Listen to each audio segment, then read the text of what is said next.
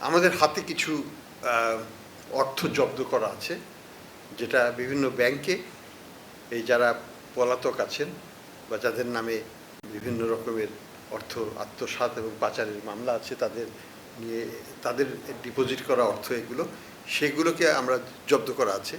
সেগুলোর ব্যবহার কিভাবে হবে সেটা নিয়ে আলোচনা হয়েছে। আবার আমাদের হাতে বেশ কিছু শেয়ার আছে, বিভিন্ন ব্যাংকের শেয়ার, বিভিন্ন কোম্পানির শেয়ার, যেগুলো যারা পালিয়ে গেছেন তাদের সেগুলোকে জব্দ করা আছে। এগুলোকে কিভাবে আমরা জনহিতকর কার্যে ডিপোজিটরদেরকে আবার ব্যাংকগুলোকে ক্ষতিপূরণ দিয়ে ডিপোজিটরের স্বার্থ রক্ষা করা যায়, সেই ব্যাপারে এক ফান্ড গঠন করে এই ফান্ডগুলোকে বা এই শেয়ারের যে লব্ধ অর্থ সেগুলোকে সেখানে ট্রান্সফার করে আমরা কিভাবে সেটাকে ম্যানেজ করব সে বিষয়ে আলোচনা হয়েছে। যে সমস্ত টাকা পাচার হয়েছে এগুলো ফেরত আনা কতদিন সম্ভব? আচ্ছা, ইন্টারন্যাশনাল এক্সপেরিয়েন্সটা এটা 4 থেকে 5 বছর লাগে আইনি প্রক্রিয়া শেষ হতে। তবে এটার মধ্যে কিছু ইন্টারমিডিয়েট অন্তর্বর্তীকালীন কিছু ব্যবস্থা নেওয়া যায়, যেমন বিদেশে তাদের যে সম্পদ আছে সেই সম্পদকে ফ্রিজ করা যায়।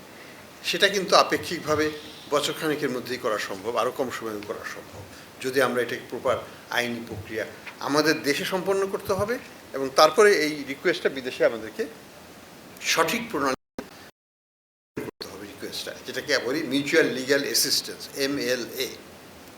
তো আমরা MLA প্রক্রিয়াতে আছি এখন, আমরা রিকোয়েস্ট পাঠাচ্ছি। তো বিদেশিদের আমরা যদি সহায়তা পেয়ে যাই তাহলে তা কিন্তু আমরা তাদের অ্যাসেটটা ফ্রিজ করতে পারবো। অ্যাসেটটা ফ্রিজ হলে তার পরবর্তীতে কোর্টে আইনগত প্রক্রিয়া শুরু হবে এবং সেই প্রক্রিয়া সমাধান হতে সাধারণত 4 থেকে 5 বছর লেগে যায় সর্বমোট, এবং সেই শেষেই আমরা জানতে পারবো যে আমরা এটা পুরোটা পাবো না।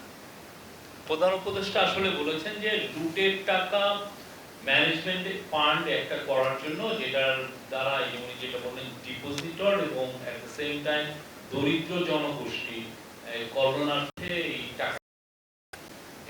এই লুটের টাকাটা অনেক এটা এই পুরো টাকাটা সত্যিকার অর্থে বাজেট বা অন্য কোনো কিছুতে নিয়ে এসে এটা পুরো দরিদ্র জনগোষ্ঠীর জন্য লুটের টাকা ম্যানেজমেন্ট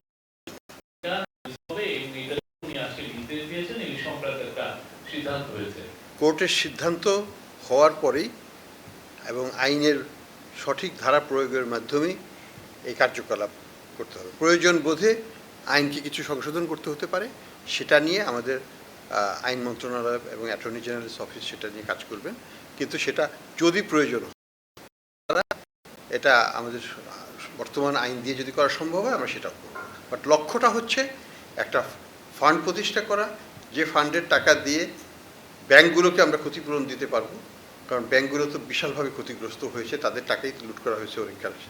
আর বাকি টাকা যেগুলো নন ব্যাংক রিলেটেড অ্যাক্টিভিটি, যেমন হয়তো সেটা দুর্নীতির মাধ্যমে টাকা অর্জন করা হয়েছে, সেটা ব্যাংকের সাথে সম্পর্ক নয়, ব্যাংকের টাকা দিয়ে হয় নাই, সেই ক্ষেত্রে সেই ধরনের সম্পদ সেগুলো যেটা ব্যাংকের সাথে যেটা কোলেটারালাইজড না, সেই প্রপার্টিগুলোকে তখন সরকার তাদের আরেকটা ফান্ডে নিয়ে জনহিতকর কাজে সেটাকে ব্যয় করবে। কিন্তু সবই আইনগতভাবে করা হবে, আইনের বাইরে নয়।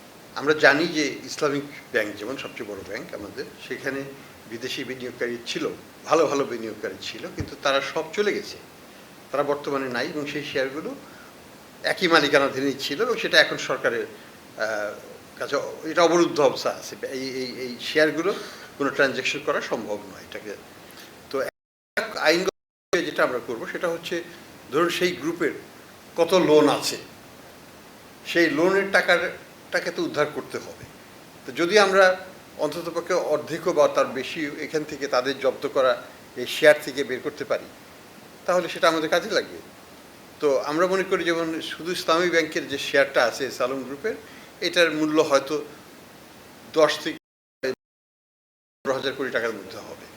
তো এই 12 থেকে 15,000 কোটি টাকা যদি আমরা ব্যাংককে ফেরত দিই, তাহলে ডিপোজিটর যাদের টাকা আত্মসাৎ করা হয়েছে তাদের সেই টাকাটা, ব্যাংকের তো ক্যাপিটাল শর্টফল হয়ে গেছে, ব্যাংকের ক্যাপিটাল নাই, ব্যাংকের নন পারফরমেন্স অনেক বেশি, এই জায়গাগুলোতে তখন তারা একটা স্বস্তিজনক স্থানে নিয়ে যেতে পারবে, আমাদের ব্যাংকিং খাতটা ঘুরে দাঁড়াবে এবং নতুন এই শেয়ারটাকে আমরা কি করব? শেয়ারটাকে তো আমরা রাখবো।